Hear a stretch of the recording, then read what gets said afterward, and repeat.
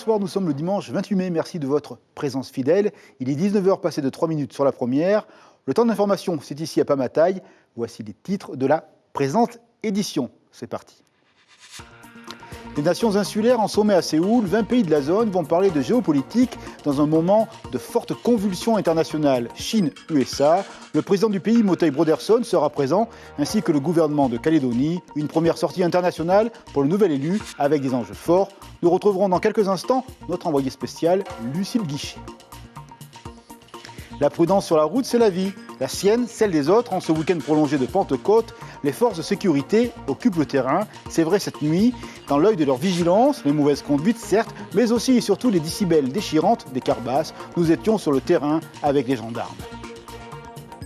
Xterra, ce n'est pas de la science-fiction, mais du sport, avec du souffle et de la volonté. 50 km au petit matin à Moléa, dénivelé assuré et cœur battant la chamade. Le spectacle fut à la hauteur du paysage. À l'arrivée, de beaux vainqueurs, leur visage à découvrir dans ce journal. Un voyage aux Marquises dans l'assiette de Karl, c'est le Fénois d'antan, l'art délicat de la cuisine, là où les saveurs en fusion conduisent les âmes au partage et à l'union, histoire d'un cuisinier qui savait additionner les produits d'ici et l'héritage de ses voyages à l'extérieur du Fénois. À découvrir en fin de journal avec cette page souvenir à déguster donc. Et pour commencer ce journal, les dents de la mer façon soft à Arouet, mais avec tout de même une sacrée frayeur. Sur son kitesurf, une jeune femme de 20 ans a été attaquée cet après-midi. Résultat, une morsure aux fesses et un transport à l'hôpital du Taonnet. La plage face au Radisson a été interdite à la baignade par les autorités municipales. Plus de précisions sur place avec notre jeune confrère Yari Tayata.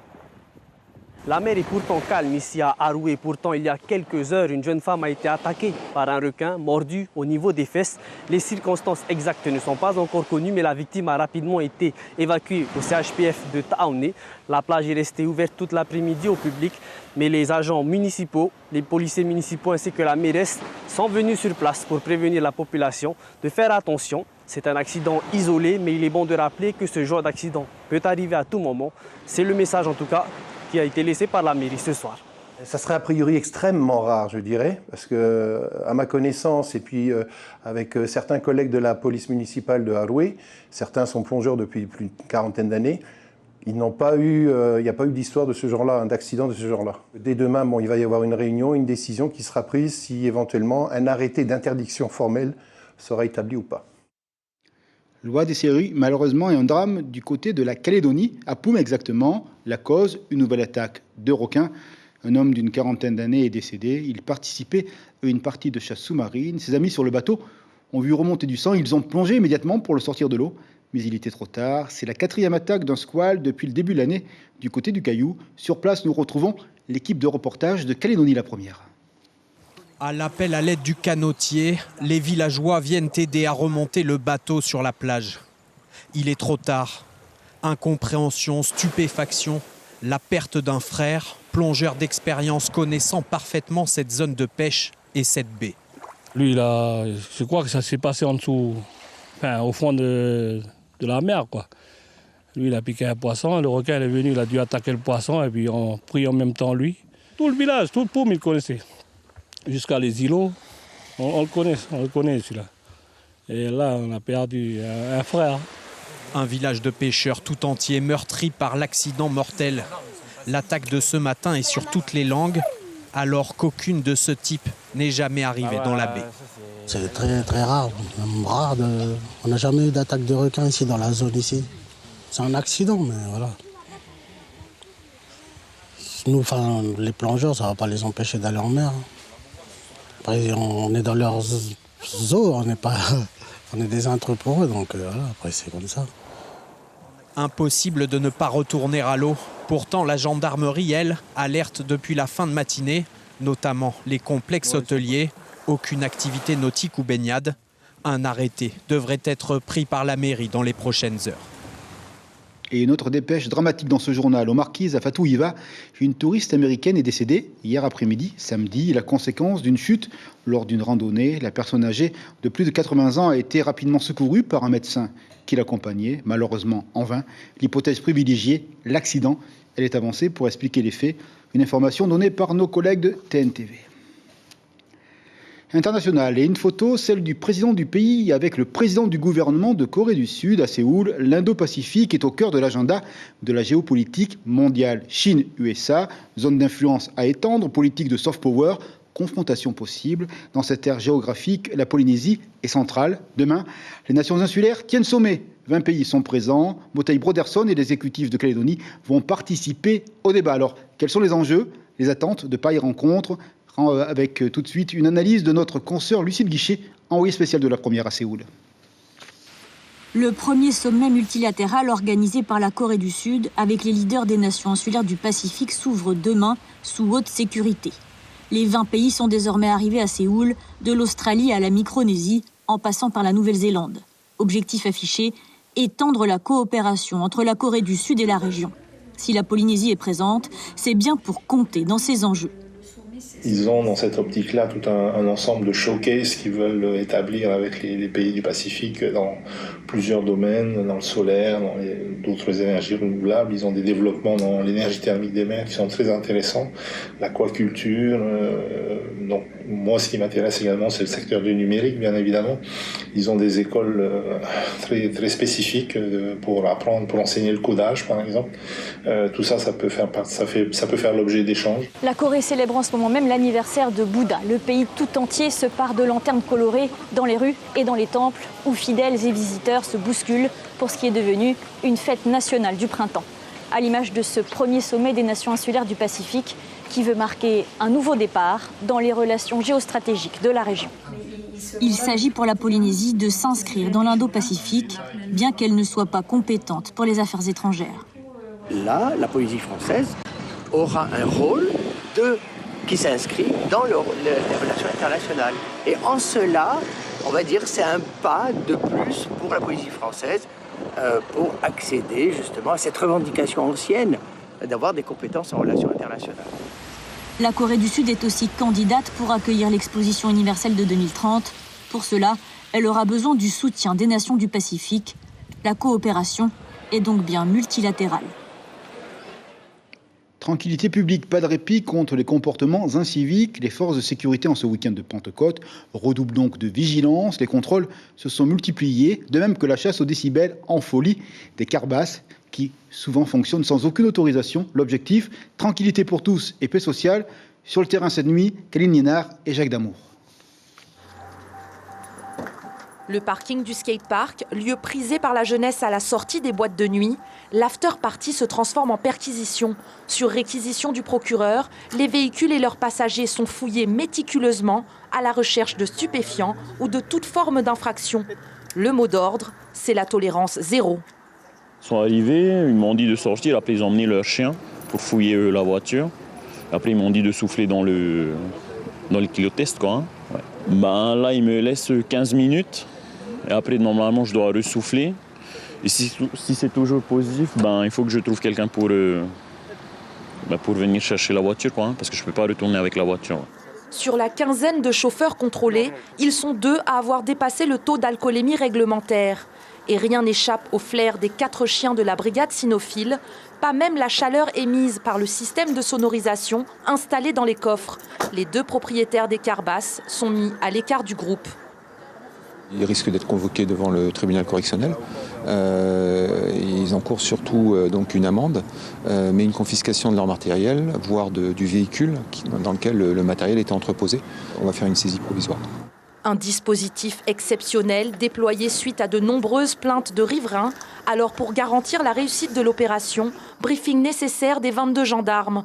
Objectif, bloquer les 2 sorties pour assurer les interpellations. On a régulièrement des appels au centre opérationnel gendarmerie pour justement des troubles de la tranquillité publique liés à l'usage de carbasses. Et donc le message, c'est un message de respect en fait, du voisinage, de respect des riverains qui parfois vivent des situations extrêmement compliquées en raison de l'usage de ce type de matériel sonore. Les 2 propriétaires des véhicules carbasses encourent une amende de 2e classe pour tapage nocturne. En cas de récidive dans les 3 ans, cela devient un délit pour agression sonore. Ils risquent alors une amende, voire de la prison. Pentecôte, une fête importante dans le calendrier chrétien, ce moment où l'Esprit Saint, vous le savez, est descendu sur les disciples. Comme à l'accoutumée, les offices étaient fortement fréquentés ce dimanche par le peuple des croyants. Notre équipe Mérine Gambin et Laura Chintou a interrogé des fidèles. Nous les écoutons. C'est une joie de recevoir l'Esprit Saint. Et puis dans la vie, bien sûr qu'on a besoin de cela pour pouvoir, surtout la foi et d'aller en avant de tout ce qui se passe. C'est l'Esprit Saint qui vient sur chacun de nous pour nous éclairer de sa lumière dans toute la Polynésie française et de par le monde entier. Pour moi, c'est une très grande fête. Et manquer cette invitation, c'est manquer à l'amour de Dieu, à l'appel de Dieu. Une page sport, le Xterra Trail, c'est une rencontre de soi à soi, de son corps avec son mental. Les spécialistes vous le diront, il faut des mollets résistants et surtout des nerfs d'acier pour affronter les 50 km. Cela monte, cela descend sur des chemins pas toujours carrossables. Imaginez que les meilleurs aujourd'hui ont effectué le parcours en 5 heures 24 minutes. On salue donc l'exploit. Compte rendu avec notre équipe sportive Juan Puturu et les images d'Ariwe Tefafana. 50 ans et toujours au top de sa forme pour le Xterra Trail Tupuna de 50 km. Cédric Fleurton remporte l'épreuve avec 7 minutes d'avance sur ses adversaires. Plus de 50 km, c'est long. C'est long, c'est dur. Chaleur aidant, c'est pas facile. Donc voilà, j'ai géré un peu tous ces paramètres, que ce soit l'alimentation, l'hydratation, voilà, et puis le musculaire, les crampes, tout ça, c'était pas évident, mais bon, je suis super content là, de pouvoir voilà, finir en tête et voilà, sur une bonne note, c'est bien, c'est cool. Et sur la ligne de départ, 189 athlètes prêts à en découdre pour l'épreuve reine. Dès 4 heures du matin, sur les 5 premiers kilomètres, les coureurs sont plongés dans une ambiance des plus colorées.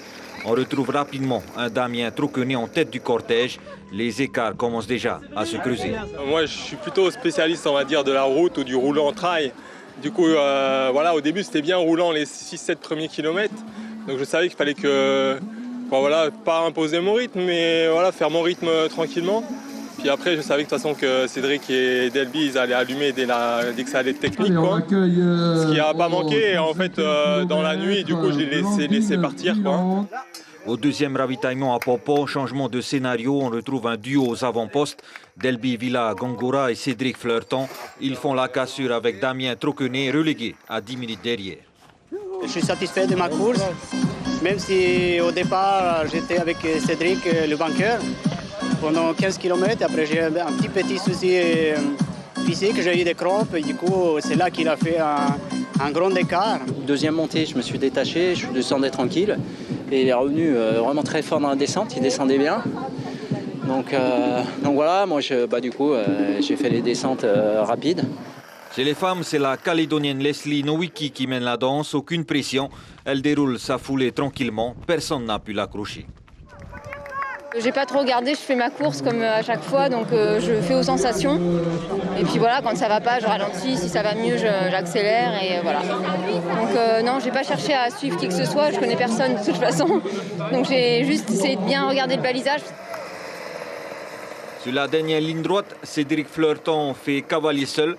Delby ne pourra pas revenir sur le fuyard et c'est sans surprise à l'arrivée qu'il établit un chrono impressionnant de 5 h 24 minutes. Soit 7 minutes d'avance sur ses adversaires directs. Pour les femmes aussi, pas de surprise aux avant-postes. C'est la coureuse de Calédonie, Leslie Nowicki, qui l'emporte devant la Française Aline Tavernier. Et à Punauia, le tournoi international de squash a pris fin ce week-end. Ce fut du haut niveau, avec cette affiche de 48 compétiteurs venus d'un peu partout, France, Nouvelle-Zélande, Calédonie ou bien encore Hongrie. Une bonne manière de faire monter le niveau des joueurs locaux et de préparer les Jeux du Pacifique. Le public, lui, s'est régalé. Et Patrick Morel, le président de la fédération, ne s'est pas ennuyé. Il le dit d'ailleurs à Laurent Chintou. Ça fait 9 ans qu'on organise cet événement pour justement montrer le haut niveau de squash en Polynésie pour les joueurs locaux, pour le public et pour aider aussi la fédération à se développer au niveau des formations, au niveau des entraînements et pour avoir l'équipe de Tahiti performante aux Océania qui aura lieu à Fidji au mois d'octobre et pour préparer les Jeux du Pacifique en 2027. Le niveau est très élevé, on joue avec des joueurs qui sont dans le top 100 mondial, donc c'est énorme, c'est vraiment des joueurs de qualité. Ils ont tous entre 20 et 24 ans, donc Ici, on n'a pas ce niveau-là, donc ça permet aux joueurs locaux de se rendre compte du travail qu'il y a à faire. La valeur n'atteint pas le nombre des années. 80 jeunes nageurs à Pater pour le trophée Aito, une compétition sur toute la saison où les points s'additionnent naturellement. Et dans ces épreuves qui se sont déroulées dans le bassin de 25 mètres, ces sportifs qui ont entre 11 ans et 19 ans ont fait honneur à leurs entraîneurs. Leur motivation est grande, d'autant qu'une équipe de 4 nageurs partira au mois de juin pour les championnats de France d'eau libre. Le regard de Sylvain Roux, c'est le DTN de la fédération. Nous l'écoutons. Ça faisait un moment qu'on n'avait plus fait de compète en petit bain. Il y a eu pas mal de perfs qui ont été améliorés. On a eu un record de Polynésie chez les filles avec des hautes vidéos. Et puis les jeunes aussi ont bien progressé, donc c'est une belle compétition. C'est des compétitions sur 5 étapes et il y a un classement par catégorie et par groupement de nage. Donc du sprint, du demi-fond, du 4 nage. Et on fera les récompenses au mois de novembre lors des championnats de Polynésie. Direction la perle du Pacifique, du crossfit et de la force athlétique pour des corps bien faits, avec là aussi un moral d'acier. À Bora Bora, plus de 120 participants pour un festival de fitness. Les clubs sont venus d'un peu partout, Tahiti, Moorea ou encore Raiatea. Du haut niveau et de la bonne humeur, bref, un joli moment de sport et de sportivité. Manuari, lui, a fait le déplacement depuis Tahiti. Il répond à notre correspondant. Donc des épreuves très éprouvantes aussi, physiquement, c'est dur. On n'a pas l'habitude de rouler jusqu'à 21h, 22h du soir. Donc voilà, c'est assez nouveau pour nous. Hein. C'est beaucoup d'activités du poids de corps. Hein. Donc ça va, c'est hot, le volume il est dur, il y a beaucoup de répétitions, mais sinon les mouvements sont simples. Vous attendez ce moment, une féerie de lumière et de grâce. Le gala de Miss Tahiti a tenu toutes ses promesses hier soir à Faha. Tapis rouge et scène pour les candidates devant plus de 600 convives. Des moments de stress, bien sûr, d'émotion également pour les jeunes femmes, dont c'était pour certaines le premier défilé. Les familles également ont pu commencer à donner du cœur avant l'élection du mois de juin. Reportage glamour Chiqueta Taïba avec les images de Laura Chintou. Élégance et strass pour le gala Miss Tahiti au Motunui. Grand rideau de drapés dorés, musique pop électro, c'est ambiance Met Gala pour présenter les 10 prétendantes à Miss Tahiti. On arrive à augmenter le niveau un peu chaque année dans le choix des candidates, dans la sélection aussi peut-être des tenues, des intermèdes, de chaque passage. Et que le public, en fait, ça lui plaît de venir assister à ces soirées-là, ça le fait sortir un peu de l'ordinaire. Je suis venue ce soir pour ma petite fille, numéro 8, Tepo Timarama Cabral. Mihi et ses proches sont venus de Tehup au Karoui. Ce sont elles, les prétendantes au titre de Miss Tahiti, les vedettes de la soirée. Numéro 3. Elle a de l'expérience, elle a beaucoup voyagé, elle est instruite, elle a le cœur sur la main, donc elle a toutes les qualités pour être une bonne Miss. Tepo Cabral, je crois, oui. Vous la connaissez? Non, pas personnellement. Je trouve qu'elle se démarque pas mal pour moi. Chacune a joué de son charme et il en faut, car le vote du public est déterminant. Il propulse directement la favorite dans le top 4, mais ce n'est pas gagné. On vient toutes les années, mais on encourage toutes les filles en tout cas parce qu'elles voilà, ont du mérite quand même. Hein. Elles sont toutes belles, hein. Elles sont tous élues, les 10, elles sont toutes belles. Hein. Donc je vois entre la 8 et la numéro 4. Il y aura un gros challenge entre les deux, je pense. Les tendances se font déjà sentir de par les réseaux sociaux, les votes SMS pendant la soirée, vu que le public peut voter pour sa candidate préférée. Donc là encore, les tendances se font déjà sentir. Mais après, rien n'est joué. Hein. L'oral compte pour 60% de la note. Ensuite, il y a le vote du public qui compte pour 20%. Donc voilà, rien n'est joué. En attendant l'élection Miss Tahiti prévue le 23 juin prochain, le gala Miss Tahiti a transporté 650 convives au Met Gala de New York, le temps d'une soirée. Et la pression monte. Ça crépite dans sa cuisine et le fumet est une invitation au voyage gourmet. Karl Nukuiva faisait chanter ses poils et donner de l'harmonie aux saveurs. Notre Fénois d'antan vous conduit donc à la rencontre d'un chef cuisinier. Il a travaillé à Tahiti, mais également en France ou encore aux USA. Un melting pot de parfums dans ses assiettes. Cette autre musique de l'âme, c'était en l'an 2000. Reportage avec la signature de Jérôme Laurent.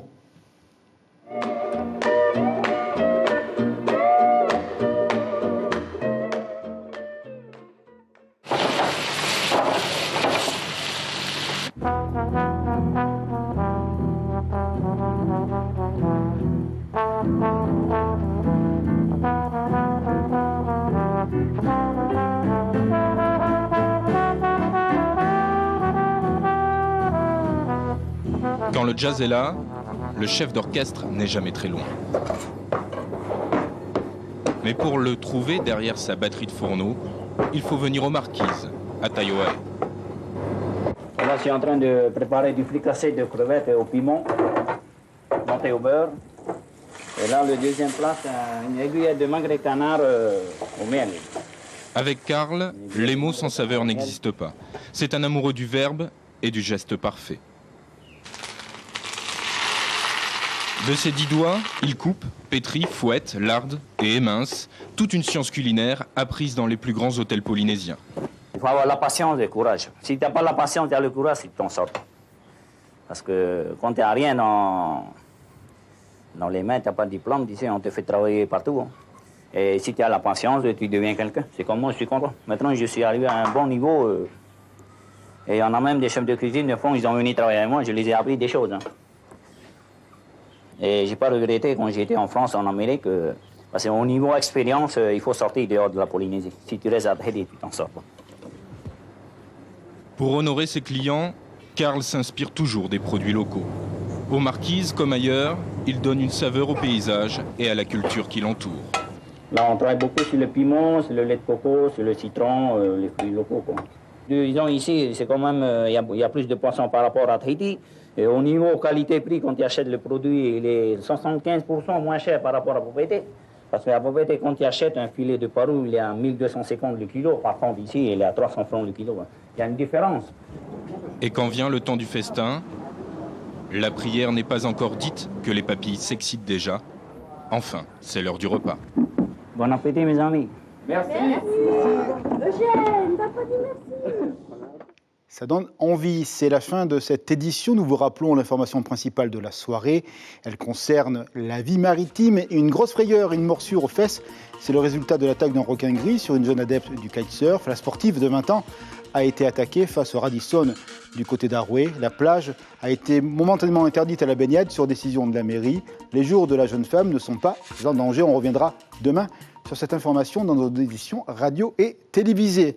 Coup d'œil sur l'agenda qui nous attend pour la semaine qui débute dès demain, jour férié. Vous le voyez, on l'a vu dans le journal, avec à Séoul le sommet des nations insulaires où participe le président du pays.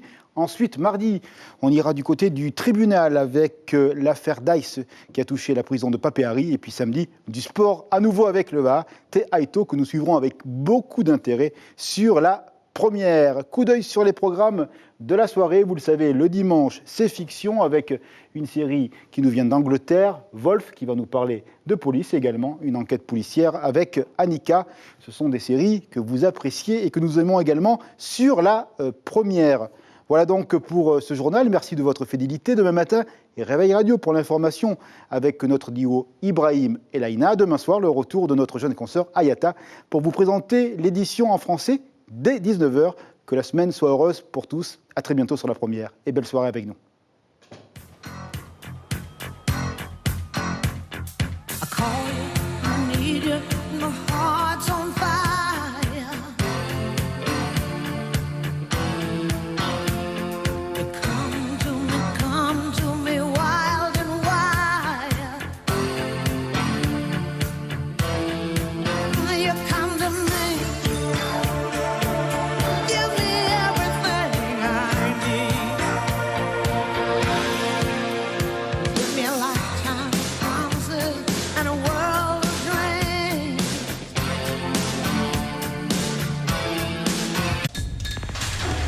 L'information en continu sur Polynésie la première, Internet et réseaux sociaux.